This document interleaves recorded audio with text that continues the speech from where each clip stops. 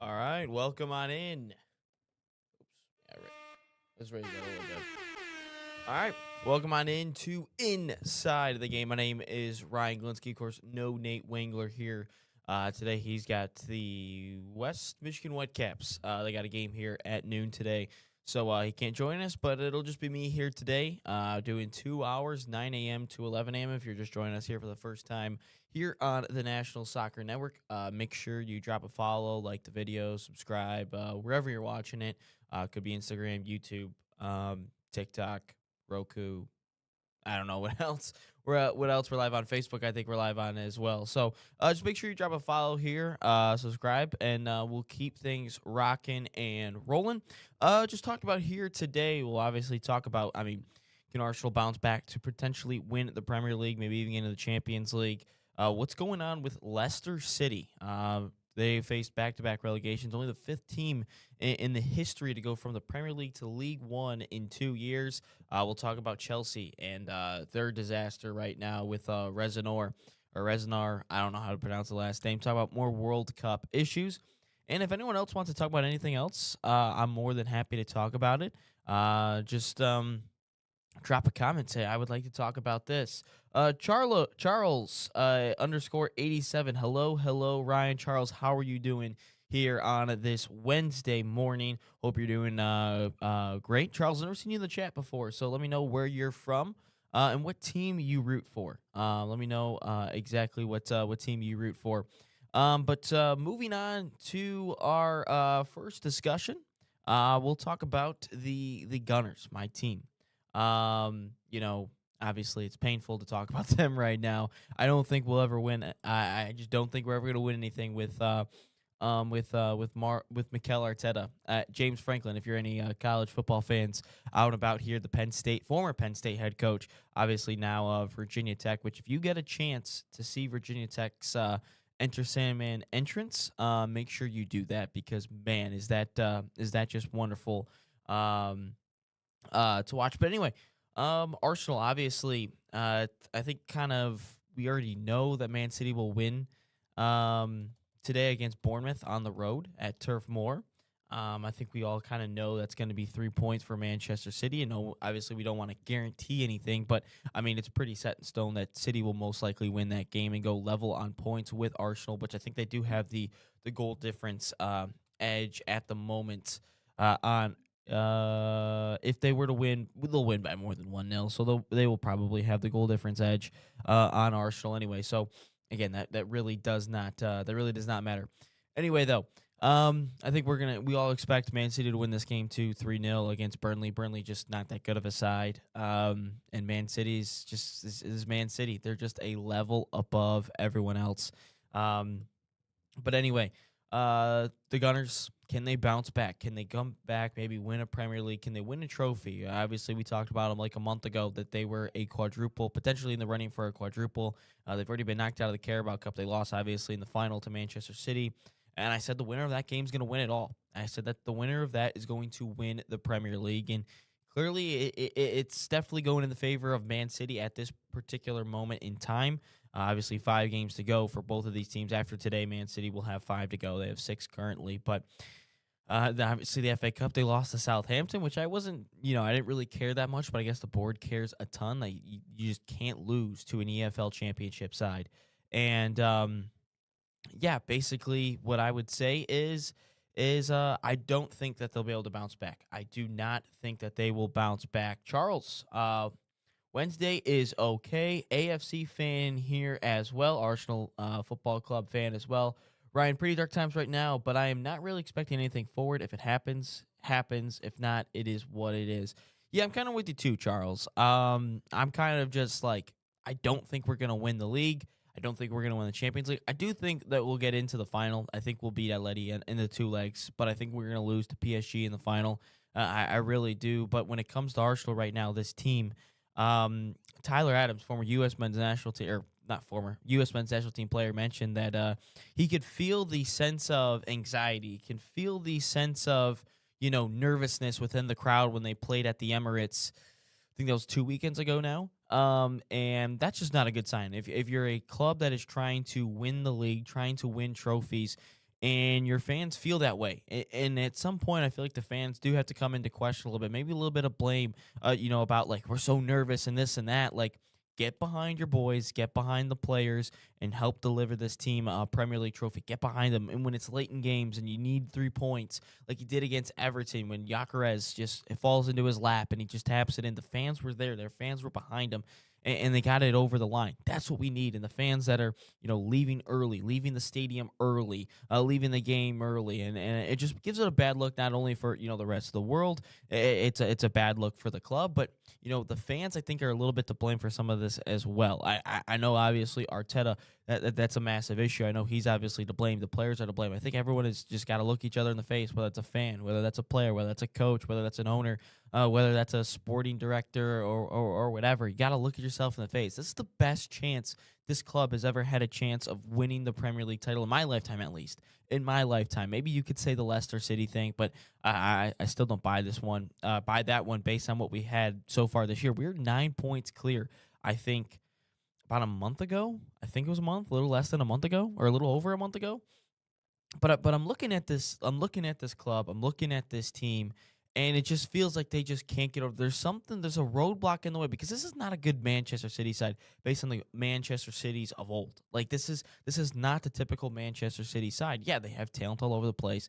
They got great players and they have a great manager. But this is not the Centurions, or we finished on 99 points and Liverpool had 98 or 97 or whatever it was. Like a couple times, or when they beat what was it, Aston Villa. Philip Coutinho scored a goal for Aston Villa, and then Gundogan scores the two late goals late in the game to secure the 3 points and eventually the title for Manchester City. So it's not that type. Charles Ryan, this fan base talks about players mentality, but I don't think this fan base can take a title W or L based on goal difference. Online fan base, no. Emirates, definitely a big no. No, I don't think this club can win it off goal difference either, because this club, I mean, when was the last time they scored more than one goal in a game? Was it the Everton game?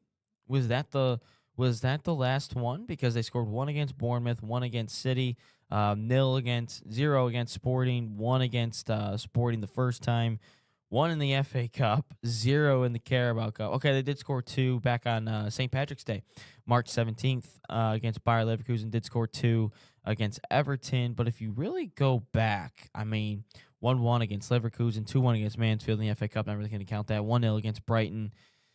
So, yeah, 2-1 against Chelsea back on March 1st. So, in reality, I mean, you could maybe say the Everton game, well, you had good afternoon to you too, Dave. Which, by the way, that was a funny tweet that I saw this morning. That was a great tweet, Dave. But if you look at this team and the results, no, I don't think they're capable of winning a game on goal difference alone. I just don't believe that. I do not believe that they have the capability of winning the league on goal difference alone. You look at Manchester City; these guys are goal machines. You look at Holland, Semenyo, Doku, Bernardo Silva's in there somewhere. Like they scored three against Chelsea, two against Arsenal, four against Liverpool, two against Arsenal, scored one against West Ham, Man City, zero against Real Madrid, three against. Like they have the attacking prowess that Arsenal does not have. I mean, you can mix in a Victor Gyökeres, you can mix in a Kai Havertz. It's just like if you just look at the goals, it's just I just don't see Arsenal ever scoring more than one goal a game. Like if they win 1-0, that's what it is. But I mean, that's not going to win you the league. Like if we look at the remainder of Manchester City's schedule, you have Burnley today, Premier League schedule, not counting the FA Cup or anything. Everton could be tough. Brentford could be tough as well. Bournemouth, and then they have Crystal Palace, and then they have Aston Villa to end this season. And then on the flip side for Arsenal, here's what they got. Obviously, Premier League schedule, they have Newcastle on Saturday. That's going to be, I'm sure that one will be a tricky one based on, the reverse fixture. Fulham, that's always a tricky one. West Ham, Burnley, and then Crystal Palace. So if I were looking at this, Bournemouth could be tricky. I would probably give the edge to Manchester City on having a little bit of a more difficult schedule, if that makes sense. I think I would give them a little bit the edge on a more difficult schedule than Arsenal has. That's just what I would say.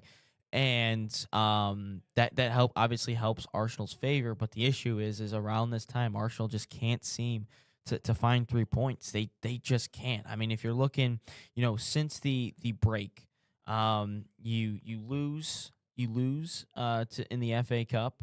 You win one against Sporting, which was 1-0, ugly game, didn't score to the end. They lose to Bournemouth, tie to Sporting, and then they lose to Manchester City. So it's not looking good right now for Arsenal fans.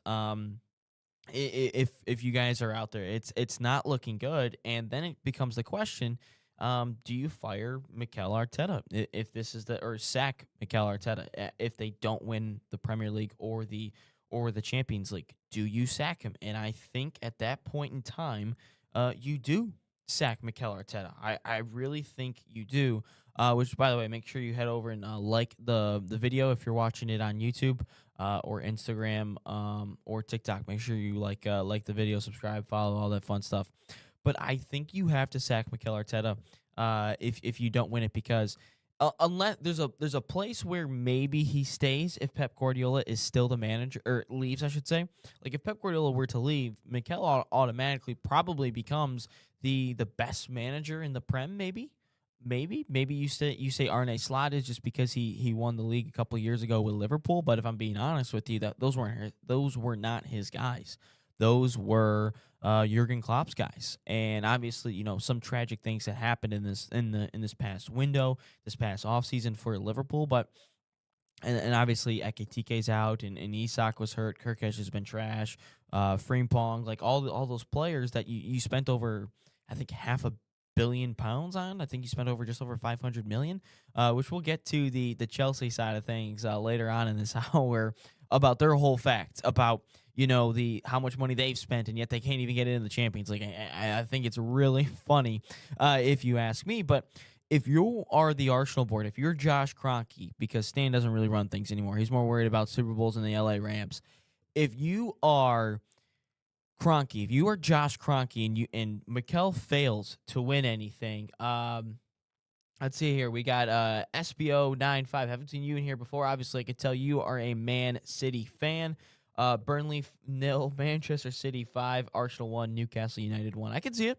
I can 100% see it. I could see Man City getting it done 5-0. Yeah, this is kind of the point of the season where Man City just kind of, gets things rolling. They kind of, get into their best form right here, right now in the later stages of the season. But yeah, no, I could see it. I could see Arsenal driving points again. I said, one of my buddies who's a Manchester City fan, I told him that I think Arsenal will drop points in 2 games the remainder of the season. I think we're going to drop points in 2 more games. I could see the Newcastle one, and I feel like it's probably going to be like West Ham or something. I don't know. That's just what my personal thing is.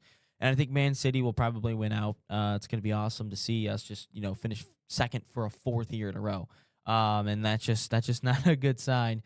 If you're an Arsenal fan out there. But if you're Josh Kroenke and you look at this, which, by the way, SBO, if tell me where you're from. I haven't seen you in the chat before. Tell me where you are from. Charles, 0 titles. Josh will not sack. Anyone with an ounce of self-respect will walk. 1 title, contract discussion start. 2 titles, obviously. 3.5 years contract is a given. I mean, there's been reports of an ultimatum if he doesn't win anything. So I think that he could get the sack, depending if he doesn't win anything. That's just what I've heard. That's what I've read. So yeah, that's just what I'm thinking. But if he wins one of the big trophies, whether that's a Champions League or whether that's a Premier League title, I think he will obviously stay. But if he fails to win both of them, I mean, he's got to be gone. So that's just what I'm saying. But if you're Josh, you've got to take a hard look at yourself and think, man, this is the best opportunity we've ever had to win a Premier League title, at least in my lifetime. Because, I mean, I was 1 year old when 2004, the Invincibles happened. And then, obviously, like 2022 or 21, 22, no one really expected Arsenal to, like, do anything. And they didn't have the squad depth. Like, they had a good starting 11 that year with, like, Ramsdale, Gabriel, Saliba, Saka, Martinelli, Partey, Zinchenko, Jesus. Like, they had a good starting 11. But there wasn't any depth. There wasn't any bench players. Like, I mean, Odegaard, Saka, Martinelli, that was probably like their best seasons ever. And they just couldn't get it done. 22-23, that was not a bottle job either. I mean, they won 17 of the last 19 games and came down to the final day, and they just couldn't get it done. I mean, they won the game against Everton, but Man City just, better team on the day. They win it. And then last year, there's no bottle job there. But this one, if you were not able to get it over the line, I think this one will sting the most because you had a 9-point lead. You had a 10-point lead, and you're not going to get it done. This one will sting worse than the other ones that I listed. This one will sting way more because of what you had a month ago compared to what you have right now. It's such a difference that a month can make. It's crazy to think that you had a 9-point lead. I get it. Man City, I think had a game in hand maybe. But if you are Arsenal and you do not win this one, you've got to be ashamed of yourself if you are not able to get this one over the line. Whether that's a player, whether that's a coach, whether that's a person in the front office, whatever it is, you have got to somehow win a trophy this year, and especially what you have in the Champions League. You finished, I think, top of the table, which, by the way, do people actually like the whole table or group stage format for the Champions League? Please let me know down in the chat. And by the way, since I'm rolling by myself today, I'm going to rely heavily on you guys in the chats to help, carry the conversation along a little bit. It's going to be a hard 2 hours just by myself with obviously no co-host here today. But SPO, West Ham United is dangerous, menace for Arsenal. They make both Manchester drop, I imagine. Both Manchesters. They make both Manchester clubs drop points. Here you are, not better than the Manchester clubs.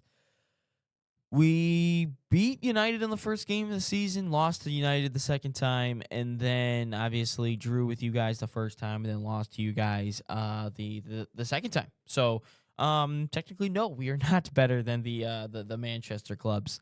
And no, West Ham, I think they're an interesting bunch. Obviously, that one tweet about the Conference League and Declan Rice winning it all. Like this will be the last trophy that he ever wins. Like that's still a funny tweet. Stings a little bit. If you're an Arsenal fan, so that kind of sucks a little bit. But I mean, hey, you got to do what you got to do sometimes. What you got to do. But yeah, no, I think that if you're an Arsenal fan, you've got to be ashamed of yourself. I'm just looking for the reads here, but. I guess we don't have them. I'll try to find that out during the break. But yeah, no, if you're Arsenal, you have got to. I don't think they bounce back, and if you do not win anything, you've got to be ashamed of yourself. Charles, neither the fan base nor the players can recover from this one. The only option is refresh with new faces and refresh the challenge if Mikel stays, because this group, bearing a few, obviously not good enough. I didn't even think about selling everyone, so I guess let's do a little exercise on the other side of the break. Like if Arsenal were to not win the title, not win anything this year, who are the players that you keep, and what are the players that you sell? And that'll be on the other side of the break. Don't go anywhere. Smash that like button. Share the stream with a friend, family member. I do not care. But yeah, no more inside the game, more Arsenal talk on the other side of the break.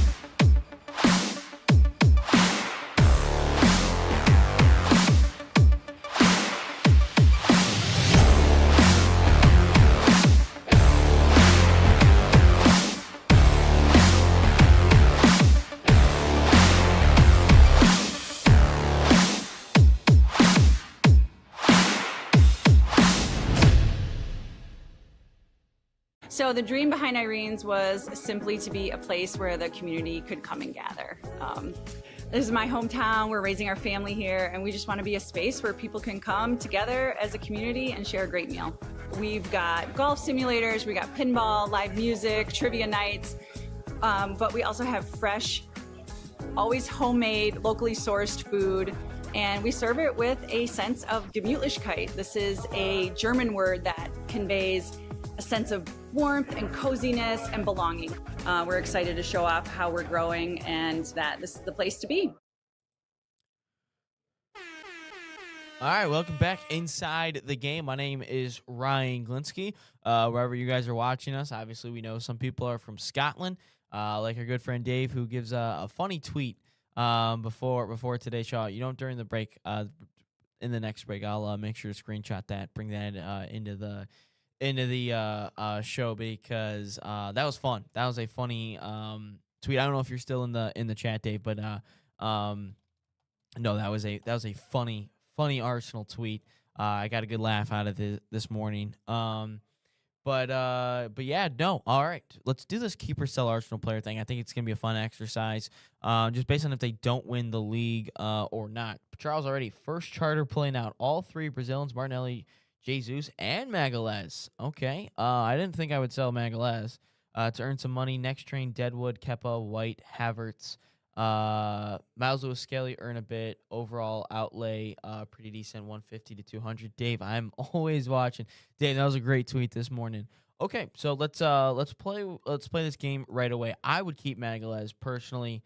Kepa, yes. White, yes. Havertz, probably not. I don't think I would sell Havertz yet. And Miles Lewis Skelly, I'd probably send him out on loan before I sell him.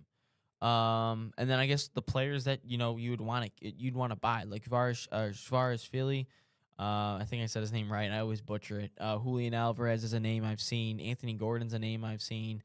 So let's take a look at the Arsenal roster. Just looking at the goalkeeper situation. Obviously, sell Kepa, keep Raya.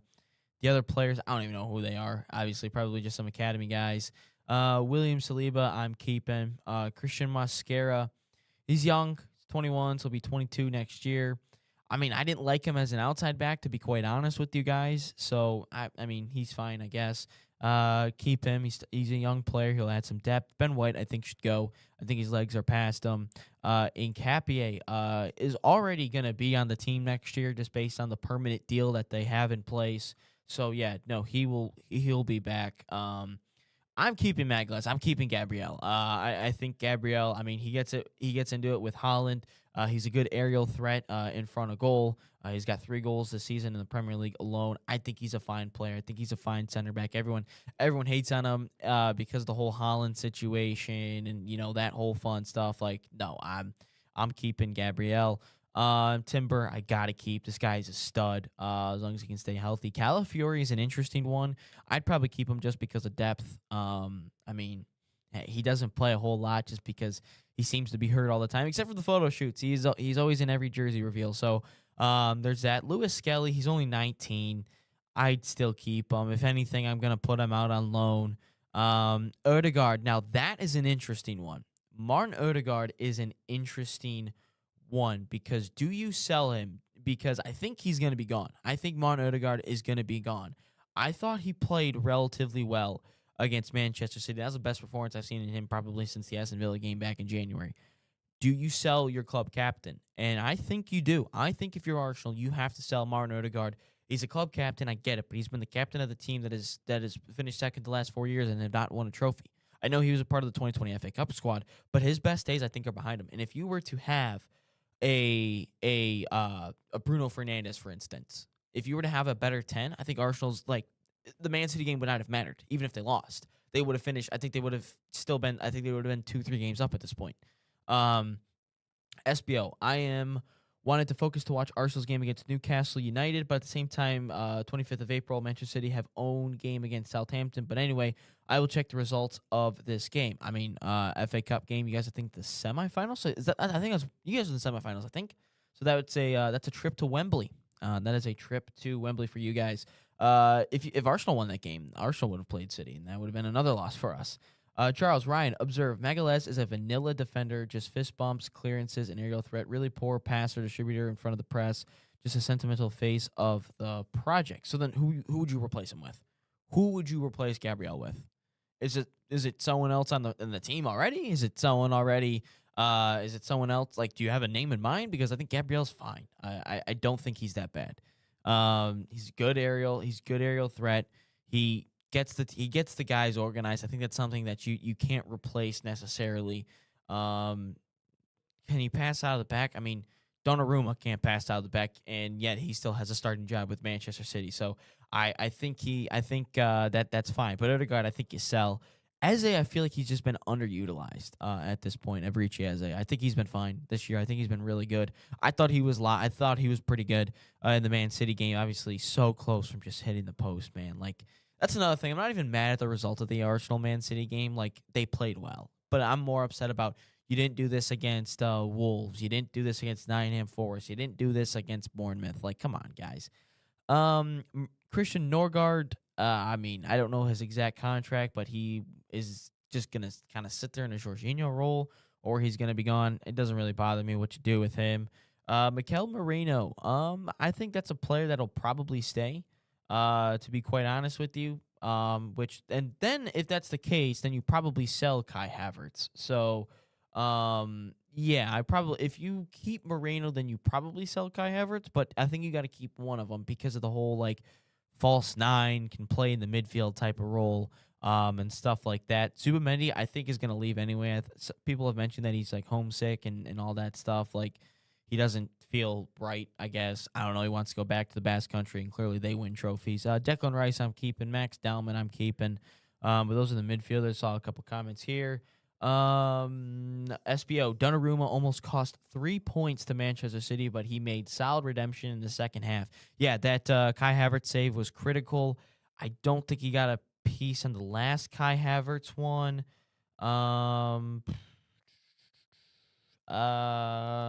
Then obviously hit the post twice. So yeah, no, Donnarumma had a fine game. You just can't pass out of the back for whatever reason. Charles, yes, Calafiore is a supremely talented left center back. Many fans have a blind eye, and because he plays left back, gets injured more. Absolute baller at center back. I mean, the health thing worries me with Calafiore, to be honest with you, Charles. I think he's fine. That's why I said I would keep him, but he's always injured. And if I am purely going off of like, some of the most important position groups on the team, and that's obviously the spine of the team. And center backs are the backbone of the team, them in the six. And if I have one center back like Saliba, who was pretty much healthy the whole time, which besides 2022, the run in, I mean, come on, Saliba. I'm just kidding. You can't really predict any injuries. But Gabriel, I mean, he's healthy all the time. So, I mean, like, what am I going to do with that? Because health is still a factor. That is something that that's an attribute to a team. Health is a factor, and Calafiore is hurt all the damn time. So I can't even really, say like, okay, yeah, we should probably keep Calafiore or whatever. Like, no, I think that if he were to be healthy, then sure we could run that option, but I can't trust his health. All right. Getting into the forwards here, this one might cause a couple of debates. Again, I'm just on the ESPN roster. I'm not going into the academy prospects or anything. Like, I could care less about what the academy players are and all that fun stuff. All right, let's look here. Forwards, Saka, horrible year, obviously. Compared to everything, I mean, 6 goals, 3 assists in the Prem. It's not been a great year for Saka, but I'm still going to keep him. Hopefully he can bounce back next year, but I'm still going to keep Bukayo Saka. Gabriel Jesus, he's probably gone as well. Doesn't really offer anything anymore. Doesn't even really play much anymore. So see you later, Jesus. Martinelli. This is a player I'm kind of mixed on because he does well in the Champions League, but he does horrible in the Premier League. So I think with that being said, I mean, he's 24, so he's been here for 6 years, I think. I think he got here as like an 18-year-old, 17-year-old, something like that from Brazil under Unai Emery. If you're able to replace Martinelli with a Varasfili, or you're able to get a Julian Alvarez, then I would get rid of both of them. I'd get rid of Jesus and Martinelli. But as long as you have a good replacement, because that's the only issue is if you can replace Martinelli, then 100%. But I would see Martinelli out the door if you're able to get a good replacement in and get a good upgrade in. Or maybe you can even play Eze out wide and maybe get a new 10 in there. So, yeah, I would probably say Martinelli's gone. Gyökeres not going anywhere. Trossard's an interesting one. I don't know his contract situation. But if he's still rolling for another, year or so, I'd keep him. I think Trossard's a good player. He's a good player off the bench. Like, I don't need him to start every game all the time. He's fine off the bench. But if he's 31, so he'll be 32 next year. But again, I don't know the contract situation. But again, good bench guy. I'm fine with him. Madueke, I'm keeping for sure. I really hated the Madueke signing at first. I really hated him. I hated Madueke, but the signing, he's been good. He's been better than Bukayo Saka. Like, Madueke has been a baller, and really impressed with him. I hope he starts the rest of the season over what's his name? Saka. And then last but not least, Kai Havertz. I think that if you sell Moreno, I probably would keep him. But if you keep Moreno, I'd probably sell him and you bring in Julian Alvarez. I could say that. It's pronounced Chakerez. Oh, gotcha. I see what you did there. Dave. My bad. SPO, what a keeper is better than Kepa. Cost Arsenal 2 trophies. Lord Onana cost to Manchester United 2 trophies, 2 in the season start. I don't know what I'm confused on the wording a little bit, SBO, to be quite honest with you. Yeah, no, Kepa, he was horrible in the Carabao Cup. That's why I was confused why I even start him in the Carabao Cup. Like, dude, just play Raya. I don't care about the whole, like, cup goalie. Like, that's always super annoying to me. Like, I've always hated that. Like, the whole, like, he played the cup, he got us up to this point. Well, playing a Mansfield Town compared to a Manchester City is two drastically different things. So, yeah, I'm not doing that whatsoever. I don't know why they did that. I would just get rid of Kepa personally. Like, get this guy out of my club. I don't want him anymore. But yeah, no. Any comments on the sell Arsenal players? We're gonna keep the conversation rolling a little bit. On the other side, we'll talk about Chelsea, and I don't know how to pronounce the manager's name. Rezanar. I don't know, but like, this club is just in shambles. I would love to talk a little bit more about it. What Todd Bowley has done. Obviously, he's an American owner. We are Americans as well, so we'd love to talk about that as well. And what he's doing with the LA Dodgers is the complete opposite of what Chelsea Football Club is doing. So we're going to be all right, real quick before we head to break. Charles, look at the pattern of L's this season. Man United, bangers, outside the box. We haven't done well. Liverpool, same. Okay, that was a goal. That was a free kick, though.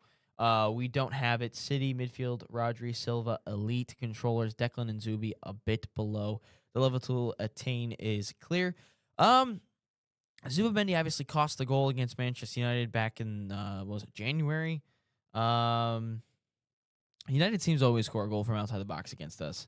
The Liverpool one, I can't say that was a free kick from Szoboszlai. So who would you put as a midfielder then? Like, because I think Zubimendi's gone regardless. I think regardless if they win anything, lose anything, I think Zubimendi's gone. They said he's homesick. So I think you're going to have to replace with another progressive midfielder. I don't have the name at the top of my head. I've never really thought about it. So, let me know who you would want. I can see your point, though, Charles. I think Rodri and Bernardo Silva, as much as I hate them both, they really bossed us on Sunday. But anyway, on the other side of the break, I'll show you the meme that Dave sent or mentioned me on Twitter, and then we'll talk a little bit more about Chelsea Football Club. Please don't go through the Chelsea team sheet. We don't have enough time. Dave, I'm not going through the Chelsea team sheet. I'm just telling some of their spending and some of their other stuff and some of their results. But no, we're not going through the 70 players or whatever it is. We'll talk more about Chelsea Football Club. Hey, if you still want to keep any comments rolling about anything else, more than happy to talk about that as well. Any more Arsenal comments, more than happy to talk about that as well. But we'll talk about Chelsea on the other side of the break here on Inside the Game. Experience the thrill of the game like never before with NSN's Game Rewind. Dive into full match commentaries enhanced with cutting-edge dynamic graphics, letting you relive the highs and lows of your favorite matches in astonishing detail. Whether it's a championship win or a legendary play, NSN Game Rewind bridges the past and future with a broadcast experience designed to captivate. Call 586-304-4405 and start watching today.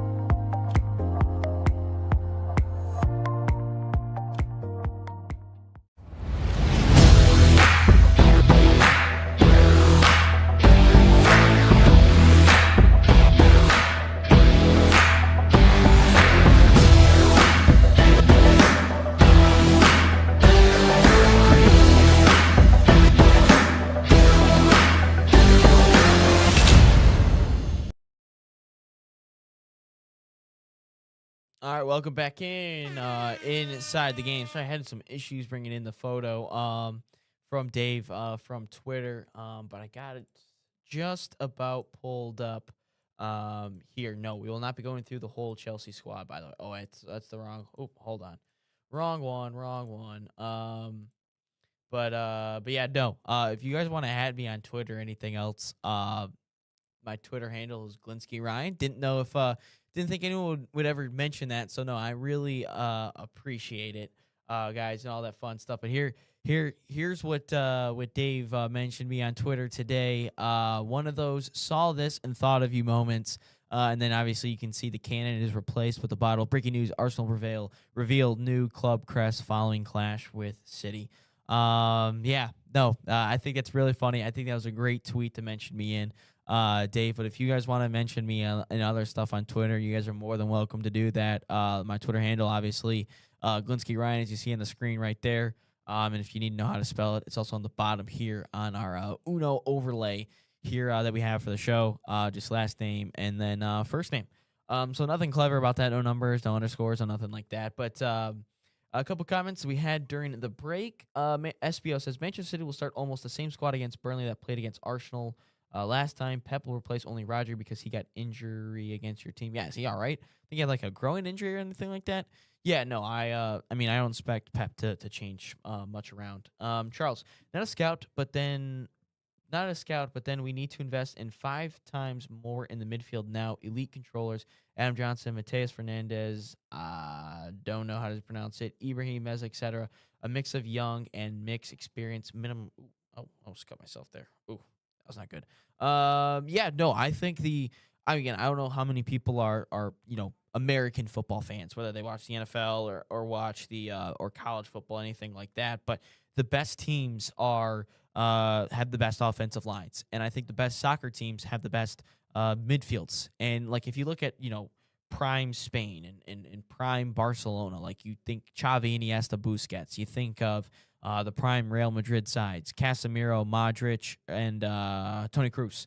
Like those midfields were unbelievable. You think of the Man Cities. You had like the likes of Fernandinho. You had Rodri in there at certain times. Like there were some ballers in the midfield, and I agree with you, Charles. Like we need world class midfielders, and I think Odegaard is gone. I think Zubamendi is gone, so you've got to replace 2 as it is already. You have Moreno kind of sitting as a potential starter, maybe backup. Then you have Christian Norgard as a backup player. But yeah, no, I would agree with you that we do need some central midfield players. I would love to have Vitinha, to be completely honest with you, but I don't ever see him leaving PSG, not at least for a crazy price. I don't even think Arsenal can afford. But yeah, no, I'd agree with you, Charles, on we need to bring in more, uh, midfield players. But anyway, Chelsea.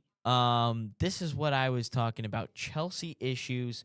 I didn't pull up the graphic itself personally, but I do have this because obviously I think, was it the first time since the Titanic sank that they lost 5 straight games without scoring a goal. I mean, you think about this club sometimes. It's funny. So I just wanted to bring up some numbers and the fact that I get it. They won a Club World Cup, but do people actually care about the Club World Cup? Do people actually take stock into that? I really don't personally. I don't think it's that sweet of a trophy, to be quite honest with you. But some people think so. So anyway, the Chelsea situation. I said most money spent by a club this decade. This is coming from 433. Actually, let's bring it in. It's okay. We'll screenshot these. We'll screenshot these in, and then we will. I'll put them up on your guys' screen. SBO Chelsea not safe even against Leeds United. Yeah, no, they continue to struggle. Who'd they lose to yesterday? Brighton? Was it 3-0? I think they lost to Brighton yesterday, 3-0. Like, just even looking at some of their results recently, it's just been and to think that this club was, around when they played Arsenal back in December, like they were I wouldn't say they were in a title race or anything, but you could kind of tell that they were in the mix, at least, like, okay, they will probably win. They'll probably make the Champions League. Like, everyone kind of figured that out. And I would probably agree with you if you told me that Chelsea would make the Champions League at some point this year. Like, I would firmly believe that. But like, they have just fallen off the face of the earth. Like, they have just completely fallen off. Okay, so I'm just bringing in the final little pictures here. Of course, it's coming from 433. Definitely not my graphic. I'm not that good at making any graphics or anything like that. But yeah, these are the list of the most money spent by clubs in the 2020 decade. Of course, we're in 2026, halfway through the decade anyway. And of course, remember, this is the decade where Chelsea didn't have they had the whole Roman Abramovich issue with Putin invading Ukraine, and Abramovich being boys with them and all that fun stuff. So yeah, no, obviously they had kind of like the sanctions. They lost. They couldn't re-sign certain players, so that definitely set them back a little bit. But again, they spent crazy amounts of money. Of course, this is coming from 433. My bad on the graphics not lining up completely with that. But most money spent by clubs this decade. Chelsea, number one with two. Again, this is not net spending. This is just how much they've spent on players in the January and summer transfer windows. Chelsea, $2 billion, over $2 billion euros spent. Rather, Man City, 1.27 billion. Man United, 1.25 billion euros as well. Spurs, for whatever reason, is fourth. I don't even know how in the world Spurs are even in this. I don't know who they could spend it on, but clearly it's not great. PSG fifth, Arsenal sixth, Liverpool seventh, Juventus that's an interesting one in eighth, and then Newcastle in 10th.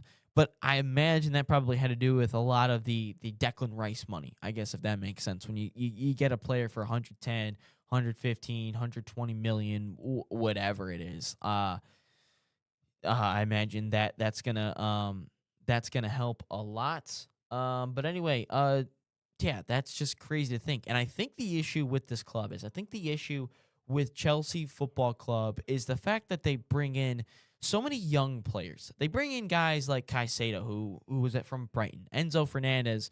I forgot where he's from, but obviously after the World Cup, like, everyone wanted him. Cole Palmer, a younger player. João Pedro, 23. Garnacho, 21. Estavio, 18. Delap, 22. Like, the list kind of goes on there, and you can see that the type of players that they bring in and the profile that they bring in. Well, if you've ever watched sports, you don't necessarily win with young players. You can have a young nucleus of players that are really good, but along the way, you have that experienced type of players. You have those veterans that help you across the line. Like Gary Neville mentioned, when he was winning trophies here with Manchester United back in the day, what always helped him was the veteran leadership in the dressing room and all that stuff. Like he mentioned that, which Chelsea and Arsenal clearly don't have it either. But Chelsea does not have those vets. They just don't, if that makes sense. Like they don't have the veteran leaders, the players that have done that, done this. Like they haven't been there. And just looking at the age of their roster, I mean, I don't think there's a player above the age of 30. No, there isn't. The oldest player in Chelsea is Robert Sanchez, the goalkeeper. And if we have the oldest outfield player, that is a mix of Pedro Neto and Trevor Chalobah and Reece James. Outside of that, they're 26. So there is no experience at all in this club. There is no experience out in that field at all, and that's going to hurt Chelsea, going in the long run. That is going to be massive amounts of issues for Chelsea in the long run, and that's why they struggle, trying to win trophies. Like they're fine, they're built enough to win a Club World Cup because it's just a tournament. Like they're probably fine of maybe making a quarterfinal or a semifinal of a Champions League if they ever got there. But when it comes to the run-in, when it comes to winning the league, when it comes to playing games across a 9-month span, they're not that good and they're not capable of doing that. Why? Because you just look at the age of this club. They're the age of the players of the club. They're all young players. They are not capable of doing it. Sure, they're probably capable of winning an FA Cup, maybe winning a Carabao Cup in there. But like you just look at this roster, it's so young and there's so many players. Like they just spend so much money. And it goes back to the whole Todd Boehly thing. Like the dude has spent so much money since he's gotten here. And he owns the LA Dodgers, which has the highest payroll. I think one of the top 3 highest payrolls in baseball. Like you just can't keep throwing money at the fire and expecting the same results. SBO, English Premier League, is still the best league in the world. EPL have 6 different clubs that win UCL trophy: Man City, Man United, Liverpool, Nottingham Forest, Aston Villa. Chelsea's also won one in there, so it would be 7. Does Villa actually have one? I didn't know Villa had a Champions League. But yeah, no, add Chelsea into the mix on that one as well. SBO.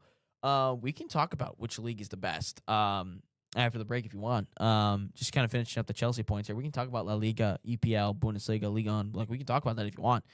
Serie A, obviously another one. We can talk about that. La Liga, most overrated league in the world. Only Real Madrid and Barcelona have UCL trophies. Even Atletico Madrid still have 0. Yeah, you're not wrong, but you look at the top though. Real Madrid, Barcelona, it's unreal. But anyway, back to the Chelsea point. I mean, Boehly's just spending money. And what's the definition of insanity? Doing the same thing over again, expecting, different results. And there have not been different results at all. You're just spending $40 million plus on players that aren't going to get it done for you. And you're currently sitting, I think, 7th in the table right now. And you're just outside of, all the Premier League spots and all that fun stuff. So they currently sit in 7th. Which they lost yesterday to Brighton, which made Brighton overtake them. So 48 points. I think now you can finish 5th and make the Champions League, I think. And so you're 7 points behind Liverpool. Yeah, no, there's no way they catch them. There's no way that they can catch them. To get into a Champions League spot. So yeah, no. Chelsea, it's just another waste of a year. You think? I mean, they had high expectations, obviously, because you win the Club World Cup. But, I mean, no one takes stock in the Club World Cup, right? Like, no, like you're playing against, MLS sides, Liga MX sides, Saudi Pro League sides. Like, it's really not that great of a competition, to be quite honest with you guys. I don't really buy much into it. Maybe you guys do, but, I personally don't. But if we just look at, some of the players that, have come into the side, they let's see here. Not this year. Let's go into last year. Neto, $60 million from Wolves. João Felix, $52 million. Dewsbury Hall. All those players are young players. They even signed a player for $22 million from an Aston Villa U21 side. So like I don't understand that. Caicedo 116, he was young. Lavia 62 million, he was young. Nkunku 60 million, he was young. Like you kind of just get the. I mean, who remembers Mikhailo Mudryk, man? 70 million euros, and he got busted for PEDs or roids or whatever. And now he can't even play for a long period of time, or I don't know if he's banned for life. I mean, I don't know. I don't know personally. SPO, most people watch La Liga only because of El Clasico between Real Madrid and Barcelona. That's not why I watch La Liga. I'm a Real Sociedad fan. There you go. I'm a Real Sociedad fan, SPO. How about that? My dad's work. His boss is the owner of Real Sociedad, so I'm a Real Sociedad fan as well. So I watch him occasionally. I'm not like diehard into it, but no. My dad actually met David Silva. Fun fact. I know you're a City fan. My dad met David Silva last summer or 2 summers ago. I don't remember. But I think it was 2 summers ago the last time he met David Silva. But yeah, no. I am a Real Sociedad fan too, so I do watch them not because of El Clasico, but no, I think La Liga is still a good league. I really do. So we can talk about that on the other side of the break. But Chelsea, man, you've got to figure some stuff out here, man. You guys are all over the place, spending money on players that aren't gonna do anything. Like I mean, Caicedo gets red cards. Like there's just not a lot of. It just feels like there's not a lot of continuity with this Chelsea side. So. Yeah. Let's see here. So I did, we do have a couple things that I did, miss. So we do have, let's see here. That's just the ping. So we do have, FC Barcelona camps, Barcelona Academy. We're going to head a break right after this. We'll talk about which league is better, La Liga, Premier League, Bundesliga, whatever. You guys can chime in if you think a league is better and give me a reason. Maybe you guys think the Portuguese league is better for all I know. Hey, I think the MLS is a better league. Who would have thought that? Anyways, Barcelona Academy, an official sponsor of us here at the National Soccer Network. Train exactly just like the Barcelona players, the academy system. Find a camp near you by scanning that QR code or registering online at fcbarcelona.us/camps. Use promo code FCB30 to receive $30 off of your entrance fee and signing up. So make sure you head over for Barcelona Academy camps here this summer. We'll be back right after this.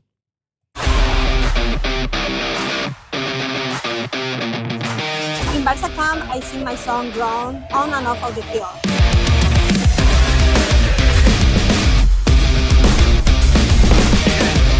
Don't miss the time to register. Sign up now for Barca camp.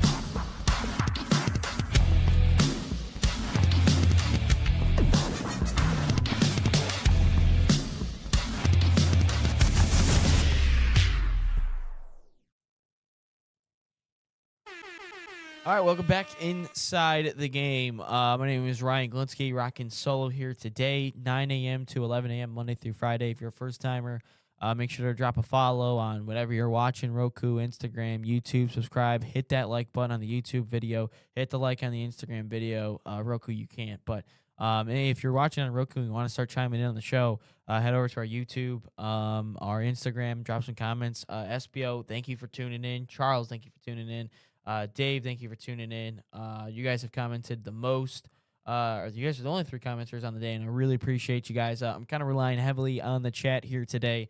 Obviously, Nate will be back with us tomorrow after his Whitecaps game. today that plays at noon, which AAA baseball or single A baseball rather. That's a fun one. So all right, the question becomes: what is the best league in the world? What is the best league in the world for soccer? Is it, how do we categorize this thing?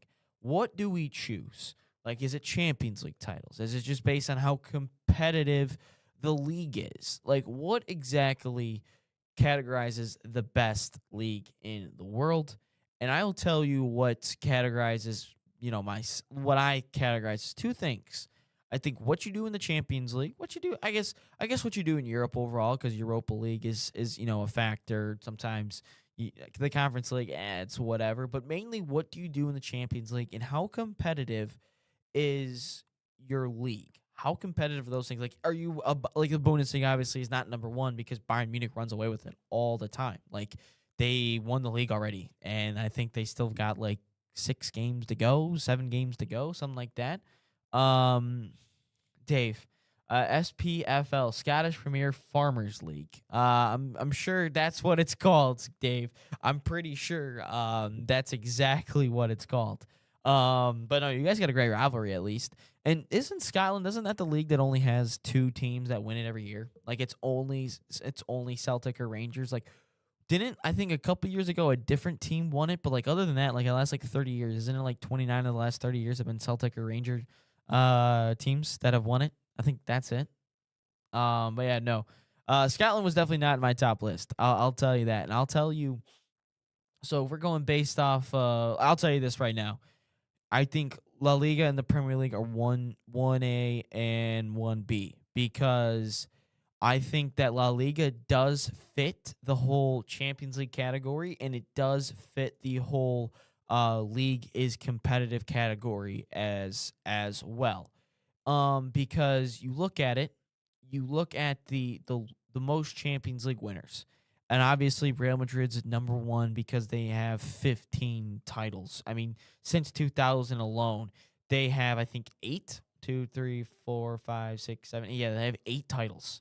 And then 1998, if you want to count that, because those were just 2 years later, they've had 9 in the last 28 years. Like, that's crazy. AC Milan, number 2 with 7. Bayern Munich has 6. They're third, and then Liverpool has 6 as well. Barcelona has 5. So you have 2 clubs in the top 5 in terms of Champions Leagues. You have Real Madrid and you have Barcelona. And obviously 2 of those are the biggest brands in the game. SBO, Premier League, 6 Champions League winner clubs. Serie A, 3 Champions League winner clubs. Bundesliga, 3 Champions League winner clubs. Ligue 1, 2, La Liga 2. But like the top of La Liga is the top though. Like, I'm just saying, like the top of the top is the best. Like the best in the world. Like Real Madrid's, the Barcelona's, those are the best. Mad Pup 1 UK, which I think that's just Dave, right? I think that's just Dave. Last 39 years, though Hearts have been sitting top since week 2, so we could have a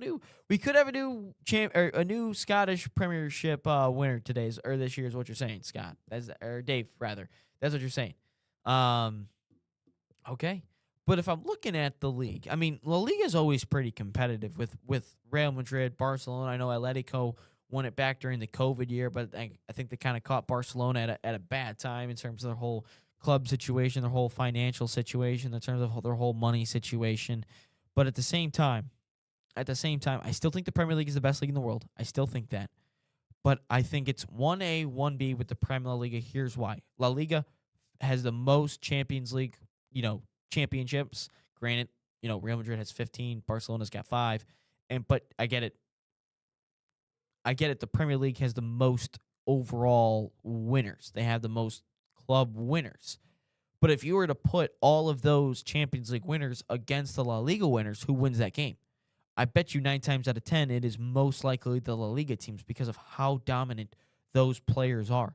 They've got the Ronaldos. You have both Ronaldos. You've got the Messis. You've got the David Villas. You got the Figos. You've got the Decos. You've got Zidanes. You've got Iniesta and Xavi. Like, those are the best. Those are like the best teams ever, though. And I can't knock the league because the rest of the teams suck. I can't do that. That is the point, because these are the best teams. You could insert the Real Madrids and the Barcelonas in any league. You could insert them in the Premier League, and they're still most likely going to win it all. They're most likely going to win the league. Like, La Liga is a great league. It is a great league. I think they're 1B. I think the Premier League is still 1A. But if we're going back to the fact, like, well, Real Madrid and Barcelona have dominated forever. Well, if we look at the Premier League history, you've had Manchester United dominate for 2 decades. And then ever since Fergie left, it's been Man City dominating everything. So it's not like there's a ton of parity when it comes to the Premier League title either. It's all kind of the same teams, and each team kind of has its own, dynasty, quote unquote. Like, I know Liverpool's been in there a couple times, twice. Chelsea's been in there twice. Leicester City was in there once. But outside of that, there's still dynasties all the time. It's still the Manchester clubs. It's still the Uniteds. It's still the cities. Like, you're still getting an air. Like, if you were to go 10 years, the last 10 years, what, cities won 7 of them? 8 of them? Like, since 2016, I think it's been 1 Chelsea, 2 Liverpool. So they won 6. They won 6 out of the last 10, I think. And they're going to win it this year, too. So 7 out of the last 10. Like, Man City, like the league, the Premier League, there's not a ton of parity. Everyone wants to talk about parity this, parity that. But at the same time, all these leagues are kind of the same. That's the way soccer/football is built. There isn't a ton of parity. Like, if you were to look at the World Cups, for instance, I think there's been 5 or 6 winners all time. Uruguay, Brazil, Germany, Argentina, Spain. Like, they're all the same. Germany, West Germany, same thing. But, like, there's not been a ton of different winners. Like, soccer is built on not having parity. That's just the fact. Like, you know what your top teams are going to be forever. Bundesliga, it's just Bayern Munich. Serie A, it was the Milans for the longest time. Juventus had a little bit of a run, but the league is just going down the drain in terms of quality. Ligue 1, it's the same thing. It's PSG going to be for the foreseeable future. La Liga, it's the same. It's Real Madrid and it's Barcelona, and the Premier League is whatever Manchester club's in a current dynasty. That's really about it. There's not a ton of parity in soccer in general. Like, if you were to go around all the leagues, like the Scottish League, for instance, the last 40 years, you've had 2 winners basically damn near the whole time. Like, if you were to go to the Portuguese league, why do I keep just seeing strictly Sporting Lisbon or Benfica in the Champions League? There's a reason for that. You go over to Turkey, Fenerbahce, Galatasaray. It's the same clubs over and over again. Yeah, once in a while you're gonna get an outlier like a Leicester City, but that happens once every 50 years or something like that. Like, that happens once every blue moon. There's no parity in the game. And if we're going to knock La Liga for simply, well, Barcelona this, Real Madrid, like, that's it, that's all they got. Well, that's not necessarily always the case. Atletico Madrid's fine. Real Sociedad, Valencia, Villarreal, like Atletico Bilbao, like, they still have good players and they're still good quality. But at the same time, the Premier League's the same way. Man City dominates everything.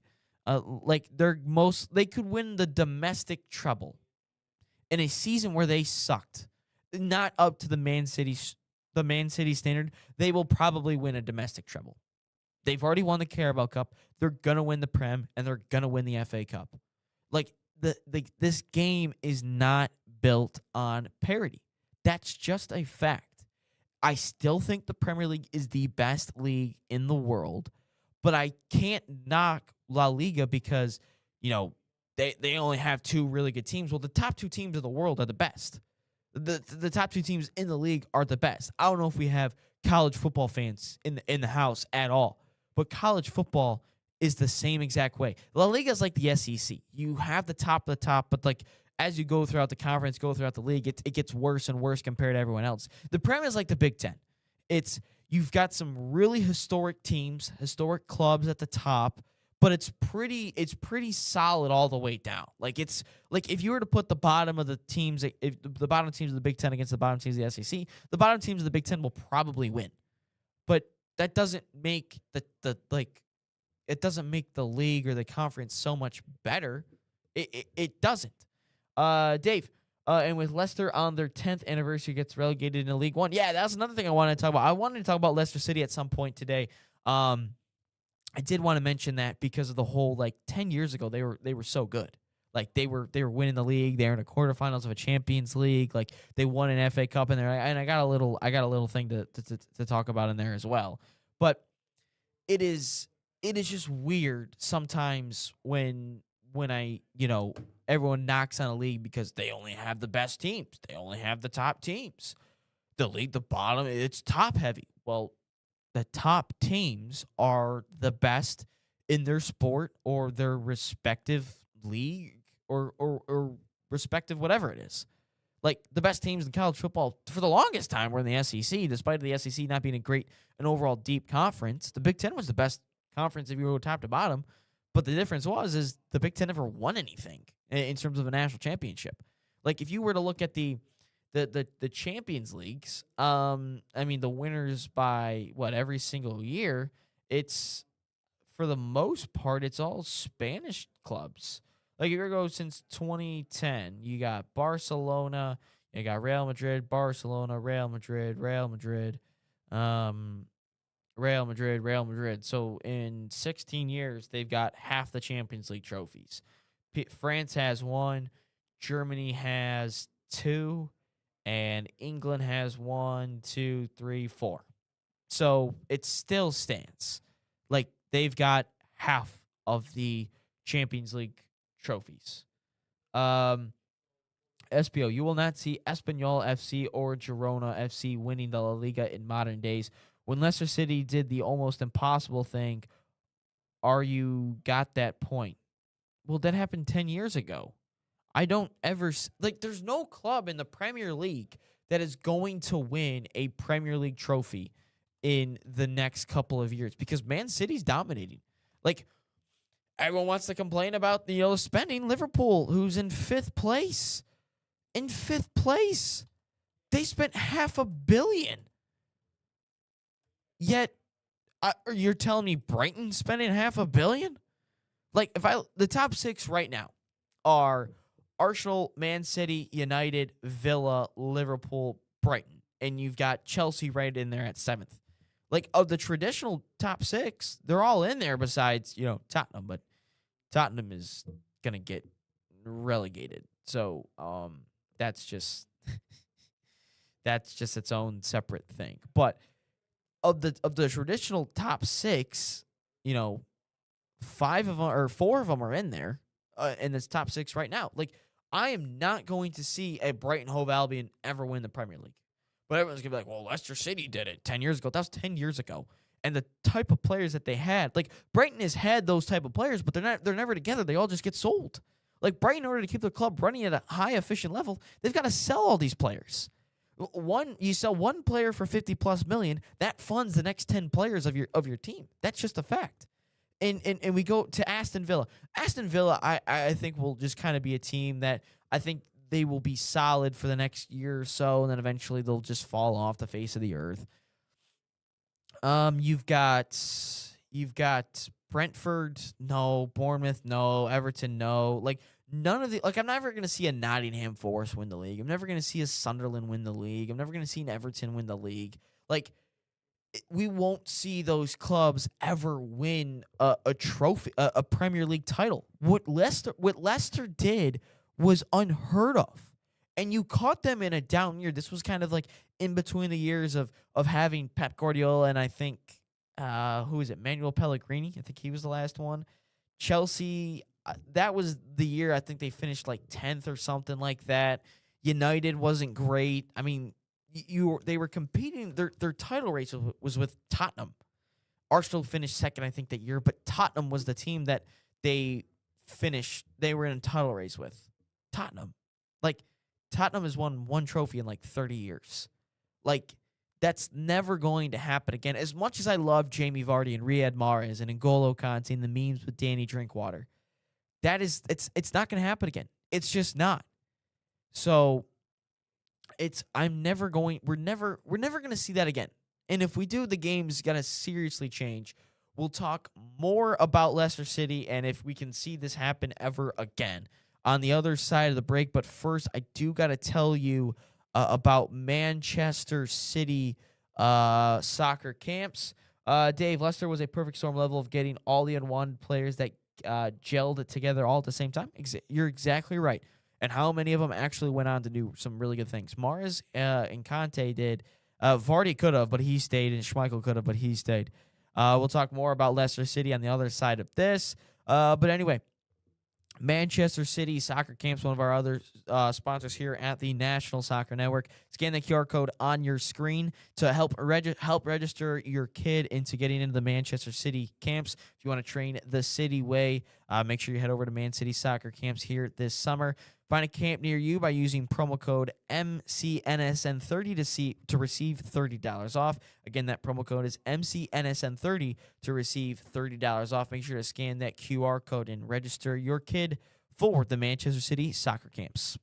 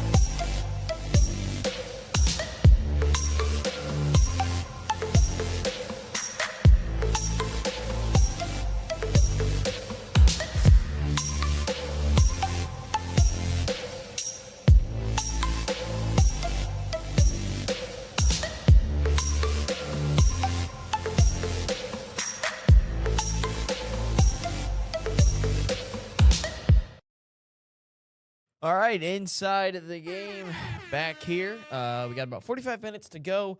We'll talk about Leicester here for probably the next 15 minutes. I do want to talk some, as a Detroit Piston fan and a Detroit Lions fan, I do want to talk a little bit about the playoff game here tonight. I don't know if anyone is an NBA fan or a basketball fan, NFL, American football fan, but I do want to talk about that later on in the show, just because with the NFL draft, which I don't know if the European mind can comprehend the NFL draft. You get tens of thousands of people showing up just to see someone read a name off of a piece of paper. That is just a crazy setup to me. Like the whole idea of a draft. I just don't think people the European mind can comprehend. But anyway, we just talked a little bit about Arsenal. We talked about Man City in there, Chelsea in there, best league in the world. But I do want to talk about Leicester City being relegated once again. Can they ever get back? Can they ever get back to the EPL? Could they? Because a club of this stature, because again, I don't want to say like Leicester City is this, massive club or anything like that. Like I'm not trying to say that they are, on the likes of a Big Six club or any of that, but they have got, will they ever get back to it? Because the amount of resources they've pumped in. SBO, appreciate you commenting today. Burnley got promoted only because of good keeper. I mean, James Trafford played for them the whole season. James Trafford James Trafford best second choice keeper in the league. Yeah, probably. Oh, we got a new one in here as well. Nito Kazo. I'll just call you Kazo 1421 or 1421 if you want me to call it something else. Daily reminder that we own the Premier League, by the way. I take it you're a Manchester City fan. I imagine you're a City fan. I'll call you Kazo 1421, unless you want me to call you something else. Appreciate your comment in here as well. Get any comments in wherever you're watching. Love to chat more with you guys. I got to rely heavily on you guys here today, just by myself for the next 2 hours. But Leicester City, relegated, League One now. This is the 5th Premier League side to get back-to-back relegations, which is from the Premier League all the way down. Oh, you're a PSG fan, and call UK. Hey, Kay, I think PSG will win the Champions League this year. I do think you guys will go back-to-back. Then how do you guys own the Premier League title? Oh, is it because you beat Liverpool? Is that why you? Okay, that makes sense now. Okay, makes sense. All right, Kay, I got you. Okay, it makes sense now. But I do think you guys do win the Champions League this year. But Leicester City, relegated down to League One, at least for next season, which has got to help Tottenham's championship trophy implications next year. Because they're already 0-1 against Leicester City in title races in their time.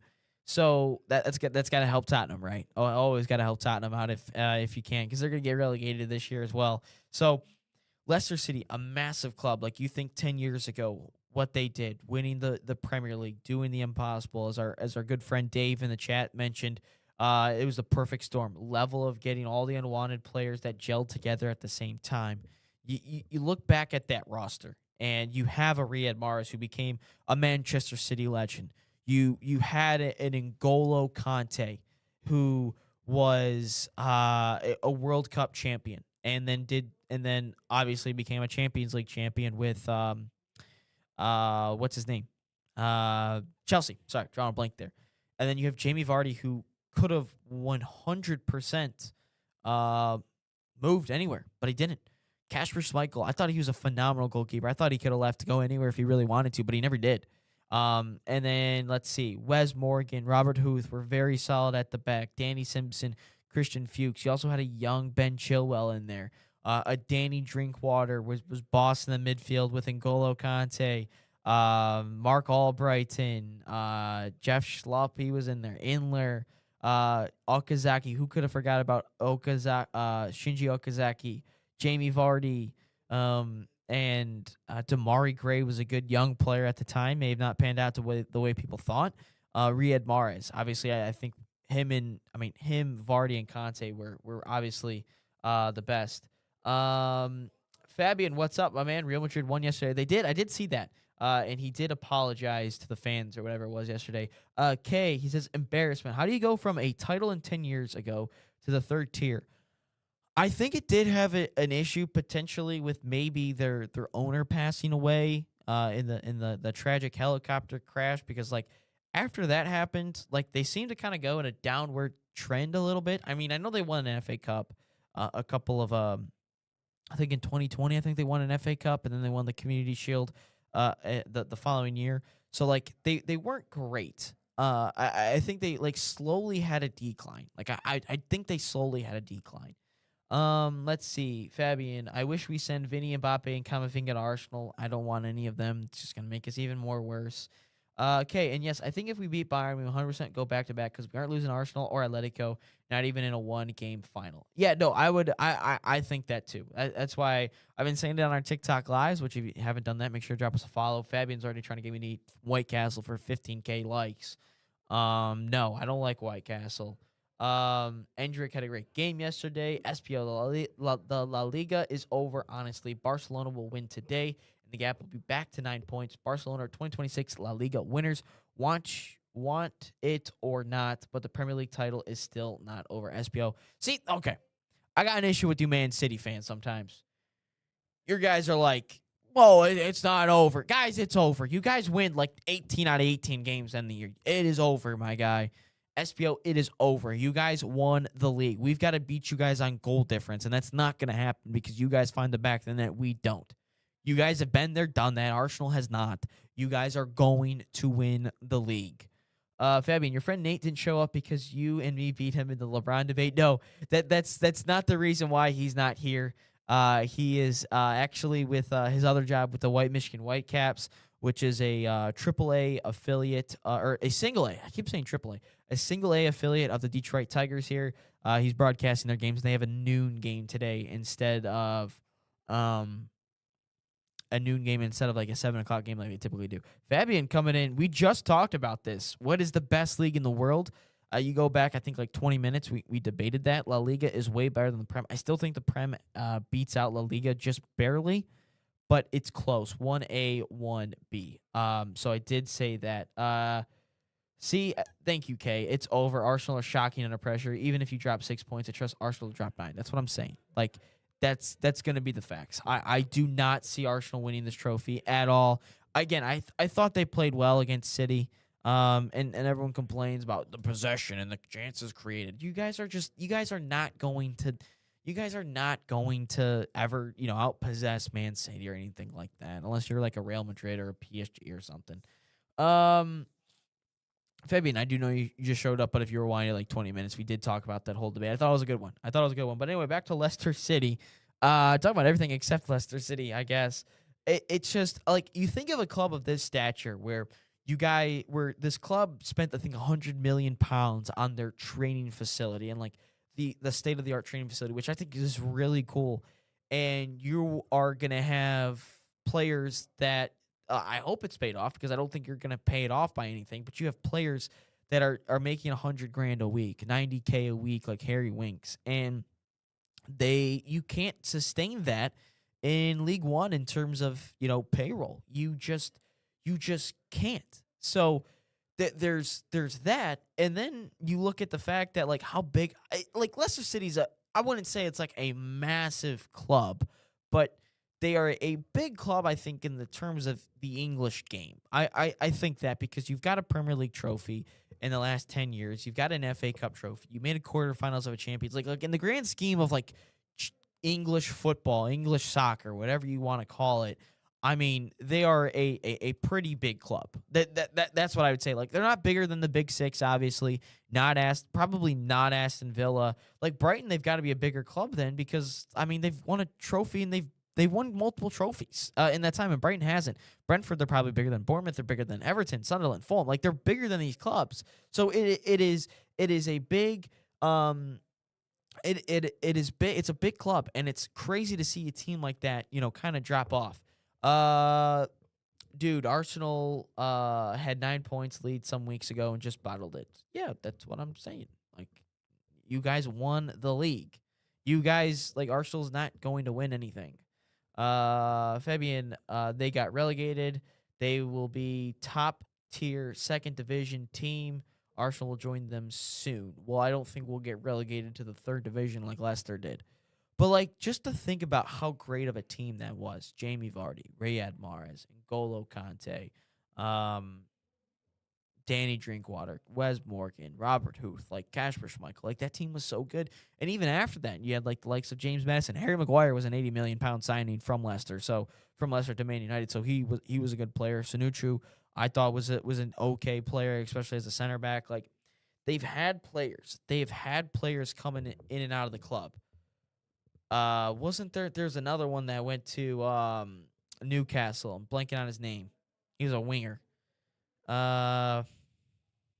He was good too. I forgot his name when they were in the Prem. I forgot his name, but he was good too. Leicester are bigger than Burnley, Wolves, Crystal Palace, and them, man. There's no excuse for them to fall off the floor. Yeah, no, I guess I'd have to do a little bit more of a deeper dive to figure out what just truly happened. I'm sure there's a video out there on all of this, but I just imagine they invested. I mean, they had players coming in and out. Like, you ever hear, like, Crystal Palace players will mention, like, when they used to be producing players out of the academy left and right, Yannick Bolasie, Eze, Elise, Wan-Bissaka, like, they had some dogs coming out of the Crystal Palace academy. And they mentioned when they got to the Premier League, they changed things up and they're not producing at that high of a level in the academy anymore. So maybe something happened to Leicester that maybe hurt their academy a little bit, maybe hurt their development, hurt their recruitment, or whatever it was. But we've heard stories like that happen before. So I don't necessarily know. Maybe that happened with Leicester City. I don't know. It could have 100% done that. I don't know, but it could have done that. So there could have been something that happened a little bit internally that hurt them. I don't exactly know, but that is up for me to find out, and I will probably let you guys know tomorrow about all that stuff. I do want to create. I do like because I don't know where everyone's from. Like I know Fabian, obviously Puerto Rico. Dave, obviously from Scotland. Kay, I don't know where you're from. SP, I don't know where you're from. Charles, I don't know if you're still in there. I don't know where you guys are from. But I do want to create. If you guys would be like cool to see this, because obviously we're American. We talk about the U.S. men's national team. We talk about like all American soccer as well. But there's just really nothing going on in American soccer right now until we get to the World Cup. And the ticket prices, obviously, I know that's a big issue. But I do want to mention, like, if you guys would like, think it'd be a cool segment idea to have the best athletes in the world, like best American athlete, like LeBron James or Patrick Mahomes or Josh Allen or something, like Bijan Robinson, like we just create a starting 11 of the best American athletes. I think that'd be cool. I mean, maybe you guys will probably think, wow, Ryan, that is the dumbest idea I think I've ever heard in my life, which could be true, which could be 100% true. But I think it'd be really cool to do something like that. I don't know. That's just me though. That is that's just me. But anyway, back to Leicester City. I mean, do you ever see a club like this getting back to the Premier League? Because a lot of people say, I mean, the King Power Stadium is massive as well. Like I don't ever see Leicester getting relegated back to League 2. I could see them chilling in League 1 for a little bit of time, and eventually they'll find their way back. But how long do you guys think it'll take for a club like Leicester City to come back up? How long do you think it'll take them, to do that? I think it'll probably take them, 5+ years. I think it could take them anywhere from like 5 to 10 years to even get back to the Premier League. Because you look at a club like Sunderland, who obviously did the same thing. Luton Town, it took them a long time. Coventry had finally got them back to it. But like it's going to take a club of this stature a long time to get back up. Like obviously, if you were to look at a club like Norwich City, that's something different because they know that like we're going to get into the Premier League. We have like a 90% chance of going down, but we also know like we have a 90% chance of coming straight back up. Like we know everything. Like the players know coming in, the manager knows coming in, like you're going to get relegated, but we're going to go back up. We're kind of just going to teeter-totter along that. And I kind of see that, happening with, potentially a club like Leicester. So I'm just saying I could see that happen. Hey guys, make sure you head over and smash that like button on our YouTube video. That always helps with our algorithms and everything like that. Kate. Oh boy. There's like a bug that just went up my ankle there for a second. Ooh. Okay. Leicester may never recover from this because by recover you mean return to the EPL. They're going down the Bolton Rovers road. They're cooked, man. I mean, Bolton is definitely an example, but there's also an example of like a Sunderland that have, were in the league for a long time, got back-to-back relegations. It took them 10 years. It took a new sense of ownership to get there. Two new senses of ownership, actually. But they got there. They got back. So, and it took Coventry a long time. It took Luton Town a long time. Like, it's gonna take a while for them to get back. It's gonna take them a while, but it depends on what happens next year. If they are able to like kind of hang around the promotion playoff, maybe win it right away, then I think they're fine. But if they are like struggling like mid-table, damn near relegation again, then I think they really could go down that Bolton Wanderers route and they really could be cooked. Dave, think they will bounce back to the championship next year, but getting out of the championship will be hard. That's what everyone says. Everyone says that is the hardest one to get out of. Everyone says that the championship and the National League, like the one that Wrexham used to be in, when Reynolds and McElhenney took over, they all say that those two are the hardest ones to get out. Which, by the way, I don't know if we got any Wrexham fans in the house, but do you guys think Wrexham will get promoted into the Premier League? I don't think so personally. I don't even think they're going to make the promotion playoff, and I think it'll be smart for them to not even get promoted this season. But that is something that I think is going to happen. I do think that they'll get out of the I think they'll get out of it relatively easily. I think that they will get out of League One relatively quickly, and I think eventually they will get back into the Premier League. It's going to be a long time. It's going to be a long time for them to do so. Going to take a step aside real quick. Bernardo Silva is legend, 9+ year at Man City, still good at important games. I will miss him in next season. Yet you guys lose Aguero, Fernandinho, and you guys don't miss a beat. So SBO, I think you guys are going to be A-okay, my friend. I think you guys are going to be good. I said I wanted to talk some NBA, some NFL talk here today, but if you guys just want to continue to talk soccer, I am down to do that as well. If you guys got any topic ideas, I'm more than welcome to just kind of bounce off each other. I think that'd be fun to do as well. So give me some good topic discussions. If you found anything cool in the soccer world, soccer news, maybe some World Cup news as well. Or we can do like an Ask Ryan segment. Just type in Ask Ryan and ask me a question. Like we can do something like that. I see a couple comments in. I will get to them on the other side of the break. But if you guys have any other topic ideas, would love to talk about those as well. But I did miss this last time. But here we go. Bayern Soccer Summer Camp. Scan the QR code on your screen to register. A proud sponsor of us here at the National Soccer Network. Find a camp near you by using promo code Bayern NSN30 when you sign up to help get 30% off. Again, scan that QR code on your screen to help register and use promo code Bayern NSN30 to find a camp near you.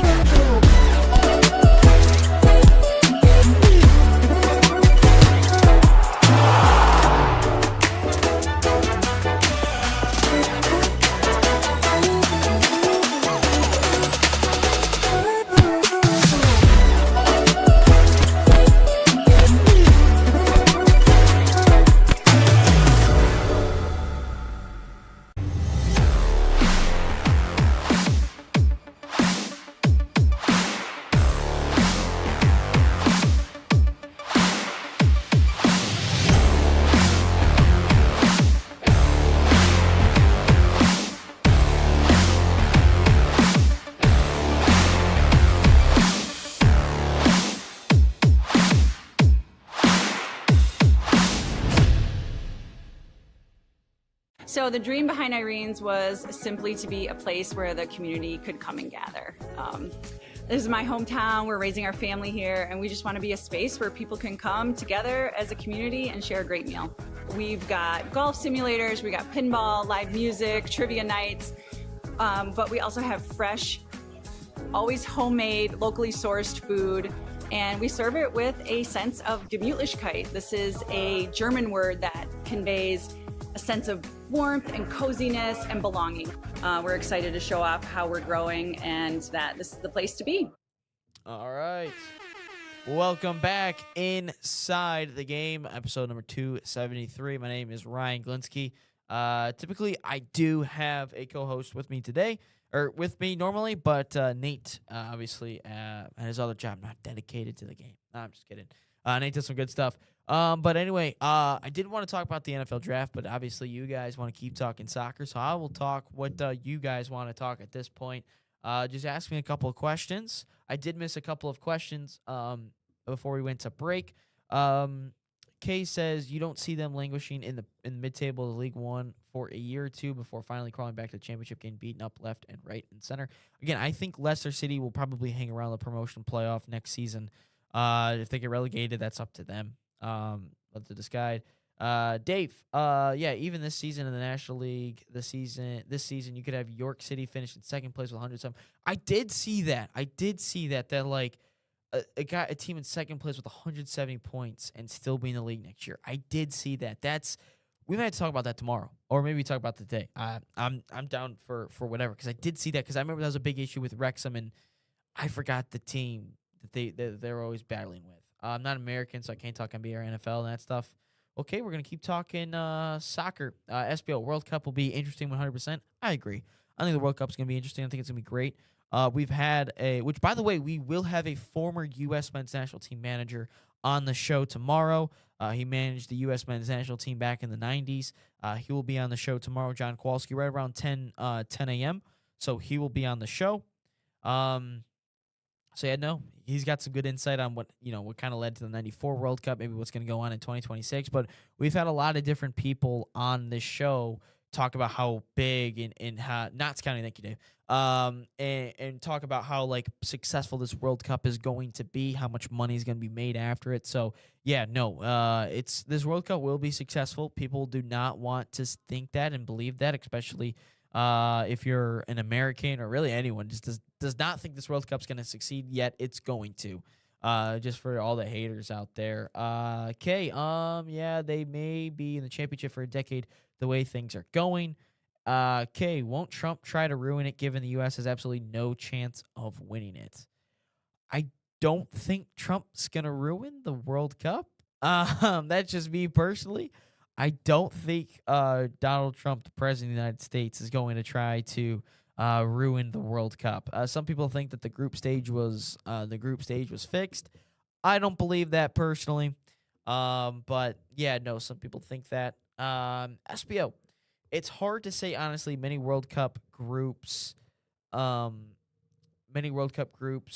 be close, especially group with France and Norway, and the group with England and Croatia. I would agree with that. I'd agree with that. But then there's some groups where it's like, okay, that's gonna be a blowout. Like, okay, let's go over some World Cup groups right now. I did see a question about Pochettino in there. Okay, but let me get to this real quick. Oh boy, that's not the groups, is it? Okay, here's the groups. Here's what we can do. Windows. Hold on. Here's what we can do. So we will. I didn't think we were going to talk World Cup today, so I did not have this prepared. So here's what we will do. Copy this. See, doing this on the fly. I'm a producer. I'm a co-host. Do it all, man. I do it all. Here's what we'll do. We'll bring in a graphic for this. I don't even have question of the day prepared, guys. Also, give me a question of the day. Could be anything as long as it's like not completely messed up. A messed up question. Give me a question of the day. We can talk about that. Obviously, Salt Athletic, our official partner, and our sponsor for that. But here's what we got. Here's what we got for the that's the wrong one. For the World Cup. Here's what we got. Okay. So World Cup groups, obviously. Here's what we got. Actually, I should probably make that bigger. Here's what we got for the World Cup. Some tough groups. I think there's a couple groups you could decide right now. Like Belgium will probably get out of, or let's go to Group A. Probably Korea, Mexico. Those will be the top two teams. Group B, I think Switzerland will get out of that, no issue. Group C, I mean, come on. Sorry, Dave, but Brazil will take care of that group. No issue. No issue at all. Group D, I think it's going to be Turkey A. I think USA will finish second in that one. Group E, I mean, Germany, that's what I'm talking about. Germany, Curacao, no one wants to really listen to that, man. No one wants to watch that game. That's not going to be a fun game. Group F, that's going to be interesting. I still think Netherlands will take care of it. Group G, Belgium, you can write them in. H, you can write in Spain. Group I, I think like Norway is going to be a lot of people's dark horses, but I still think France will take care of it. France is one of the favorites, so I think you can pencil in France. Group J, you can pencil in Argentina. Group K, pencil in Portugal. And Group L, England, Croatia. That's a really interesting one because that group could really go either way. Because if you think about it, England is always that team where it's like they're supposed to be good. They're supposed to win something, yet they never do. There's always some shocking thing that goes on. Let's see. SPO. Oh, wait, no, we did that one. Okay. What do y'all think of Pochettino? Absolutely bottler. That guy Has he been sacked yet? Okay, that's right. He was a PSG manager, wasn't he? He was I forgot about that. No, Pochettino, he had something rolling for a little bit. Like in the fall months, like September, October, that time frame, like he had a good thing going with the US men's national team. I really thought so. But then it just kind of went downhill from there. Like this last window against the big boys, Belgium and Portugal, just got absolutely battered. And again, there's not much that you can really do with your player pool against, some of the best teams in the world. But no, I would say Pochettino, I think he's a fine manager for the U.S. men's national team. Do I think we're ever going to win a World Cup with him? No, I don't think the U.S. will ever win a World Cup. Even you could give us Pep Guardiola and we still wouldn't win a thing. So I would just say I think that he's fine. He's a fine manager. He's not going to win us anything. SPO, in this World Cup, we will see many upsets and surprises. A lot of people have been saying that, with the extra round, maybe some third-place team gets in there, or maybe a third-place team that we don't expect to be in the third place. They get there anyway, and they make some upsets. I could see that happening, but I do think that we're going to see some more blowouts than normal. Dave, there have been previous World Cups. Oh, this team will walk that group last place. I mean, to be honest with you, I don't see that happening a ton. Like Spain, Belgium, France, Argentina, Portugal. I think those ones are all fine. Germany, that one's all fine. Brazil, that one's fine. I think Switzerland will get through, like as the first place. Like I think you can pencil in. I think you could pencil in a handful. I think you could. Let's see. Okay, what is with these awful group stage fixtures, man? Save for a few intriguing matchups. All of these are awful. It'll clearly be like Qatar. It'll only start getting interesting in like the quarters. Well, this is what happens when you have an expanded field. Like here in the States, we want to expand everything. We want to expand the NFL playoffs. We did. We want to expand the NBA playoffs. We did. We expand the MLB playoffs. We did. We expanded the college football playoff. We did. Expanding playoffs, expanding tournaments do not result in better games. People have got to realize that. It does not result in better games. It does not result in like the greatest games of all time. Here's why.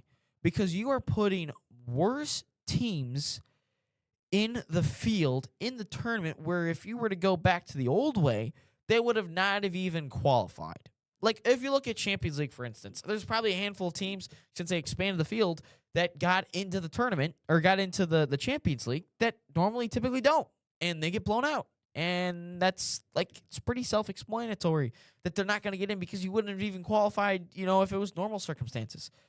So expanding tournaments and playoffs do not result in better games. That's why we see a group of, Argentina with Algeria, Austria, and Jordan. Like, no, that's just stupid. Okay, is the football under Poch good, though, with the U.S. men's national team? I mean, it's the U.S. men's national team, so it's never really good. I would say it's improved since 2022. I would say it's improved in terms of the overall football aspect, but we're gonna get housed by whoever we play. If it's a big team, like if we were to go up against an Argentina, a Brazil, a Spain, we're going to get blown out. So again, the bar is set very low to even begin with the U.S. men's national team. K. So I will tell you that no, the football, like, it's improved a little bit, but it's not like we're gonna become like the next Argentina of the world. Like, it's not gonna be that. Like, what are the FIFA World Rankings right now? I think we're like around 15, around 20, somewhere in there. Let's see. We're 16. So 15 is Mexico. Like, we would lose to Colombia. We would lose to Italy, Croatia, Senegal. We'd probably lose to Europe, which we did beat Uruguay and Japan. Okay. Look, it's still the same thing. Until we beat someone that's actually has a pulse, I'd be impressed. Dave, sometimes the memorable games are in the group stages. Then the later stages, the two tired teams play to a goalless draw and penalties. Yeah, fatigue sets in. You're playing a month or so, something like that. It's definitely a factor. Make sure you guys smash that like button. I just saw someone liked it give us our 6th like. This is our most liked live stream on YouTube. So shout out to all you guys. Make sure you guys tap in tomorrow as well. 9 to 11. Nate will be back 9 to 11 Monday through Friday. Yeah, I mean, I remember the Germany, Mexico, Sweden, Japan group. Like, remember that back in 2018 where like every team on the final day was in first place at some point in the final day? Like, that was great. Like, that was an unbelievable group stage. Like, that was memorable. Tony Kroos's goal against Sweden was memorable. I mean, from a USA standpoint, obviously, us against Ghana in 2014, that was a memorable one. So, yeah, I can see. I mean, both things could be true, Dave. But I think that at the same time, we're going to see some more blowouts than we typically do. Okay, but I'll give it to Shea. I imagine I'll give it to the Americans for the UCL. This expanded version of it has been fire, especially for me as a PSG fan, seeing how well we're doing in this format. LOL. Yeah, no, you might win the first the 2 table phase, which I did ask that earlier. No one really answered, but do people like the table phase? Do people like the group stage phase? Like, what do you guys prefer with the Champions League? Obviously, I get K's answer. He's going to choose the table phase because that's how well his team does. But I would say I would say I like the table phase. I do. But I mean, mainly because Arsenal skipped around to 32 in the play-in stuff. So I guess that's fine. I like it. I would say I like it over the group stage. I really do. I do like it. But with the expanded field of the World Cup, I mean, I don't necessarily know what it's going to be because now you got more teams in the mix. You've got more of everything. Yeah, no. So I would say, sorry, I'm doing something else, guys. As well. So sorry for the pauses and the annoying. You're like, guys, this guy's got to be super annoying. But yeah, no, I think the expanded field, it could be a blessing, but I think at the same time we're gonna see worse games. We're gonna see some more blowouts. Like, do you guys really want to watch Germany versus Curacao? Like, if you're being completely honest with yourself, do you actually want to watch that? You probably don't. That's just my guess. Okay. I don't see that happening in these tournaments, man, because the squads are massive now, especially the bigger teams, so they can play their scrubs against these lower teams in the groups. That's a good point. Dave. Okay, that's a very good point. So, maybe when let's see, France is playing Iraq, they could play the B team, and they probably still win 4-0. Portugal, when they're playing Congo, and Uzbekistan, they could probably play some of the B team. So, yeah, no, I think that's a good point. I think you bring up a good point there, Kay. I never thought of that. So, Brazil's got Morocco. I didn't even realize that. Maybe Brazil has a little bit more of a test against Morocco. I didn't even realize that. My bad. But, yeah, no, I could see that happening. Maybe it's more of like a midweek cup game for them, like you see some bigger clubs do with like the FA Cup, the Copa del Rey, the Carabao Cup, where they rotate the squad a little bit. I could see that. That's a good point, Kay. I do like that point there. I think that's a very underrated point, to be quite honest with you. I do like that one. But yeah, any more questions before we eventually get into question of the day? We got a couple more minutes to kill here. So yeah, no, keep some questions coming in. I thought of an Ask Ryan segment. I guess you guys don't want to do that, so that's fine too. But yeah, make sure you drop a follow here on all of our social media platforms. You can follow us when we do our all sports content, Sports Nation. You can follow us on that's TikTok, Instagram, Facebook. Same thing with our National Soccer Network. We do it all here at the Premier Media Group. We do it all. We do all sports. We do soccer. Like, we have a whole bunch of we have so many soccer games we're broadcasting this summer. So, and then once the fall hits, the winter hits, we got so many hockey games we're doing. So it's a blast. Even some football and basketball games. Okay, I can't wait for the Copium against PSG if we win the UCL again.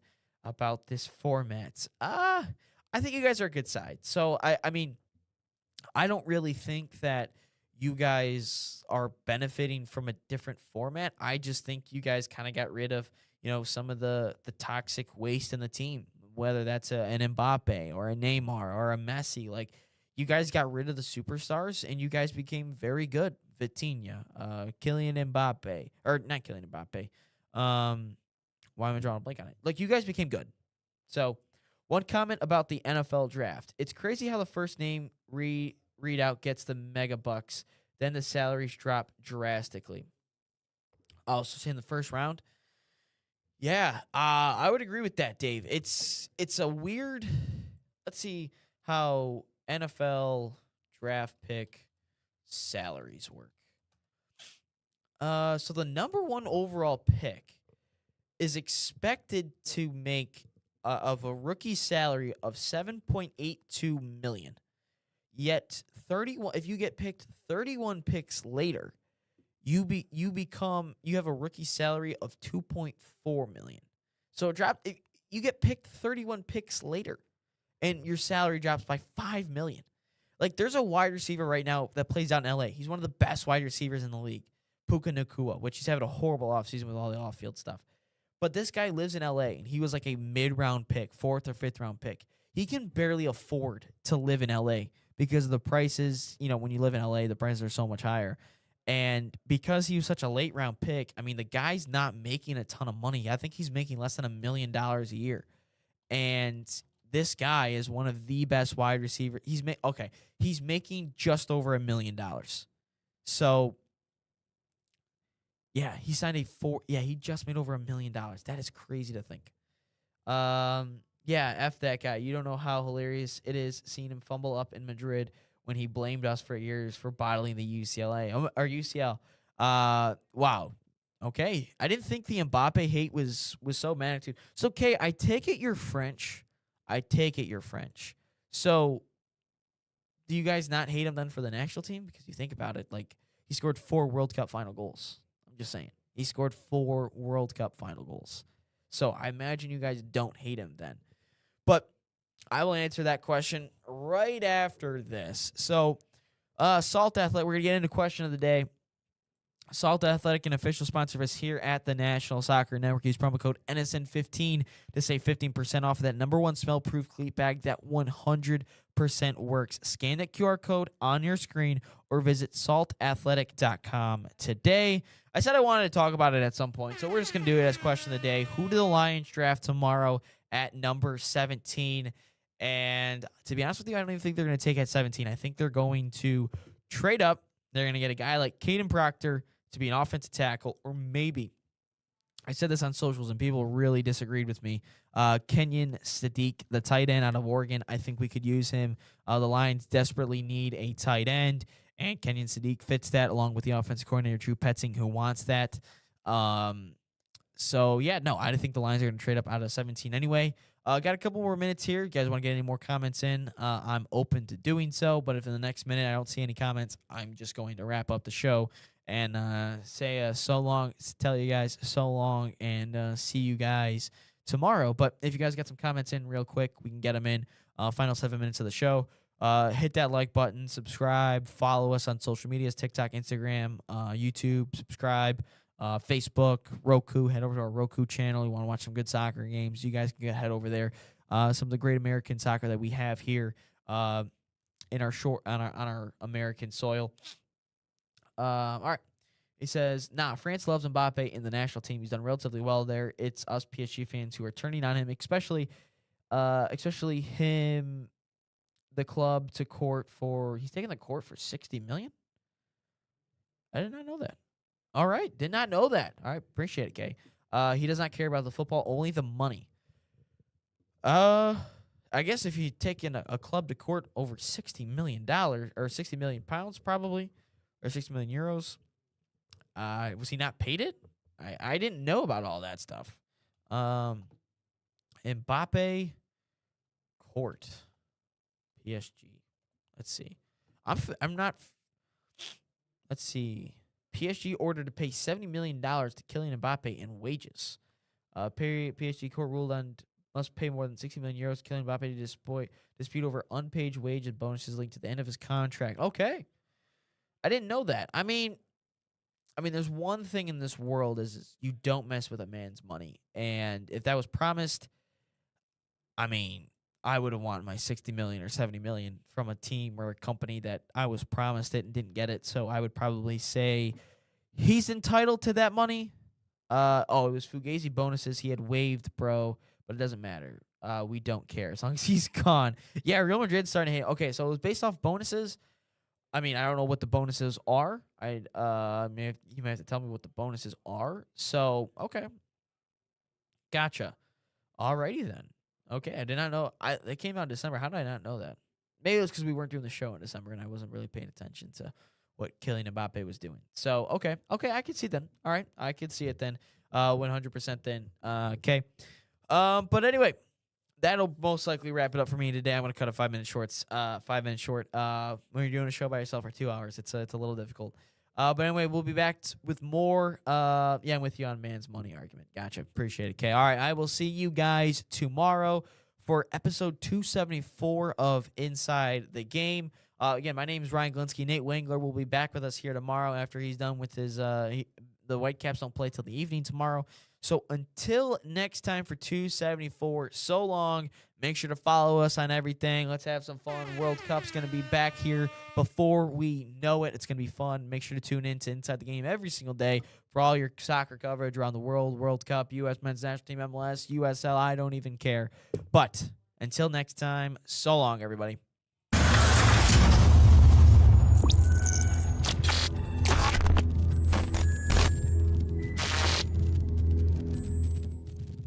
From the biggest matches to the hottest takes, Jonathan Turner and Nathan Wenger bring you the stories, the analysis, and the edge you won't get anywhere else. Streaming live weekdays at 9 a.m. on YouTube, Roku TV, Facebook, Twitter, and all major platforms. No filters, no fluff, just real talk, real soccer. This is Inside the Game.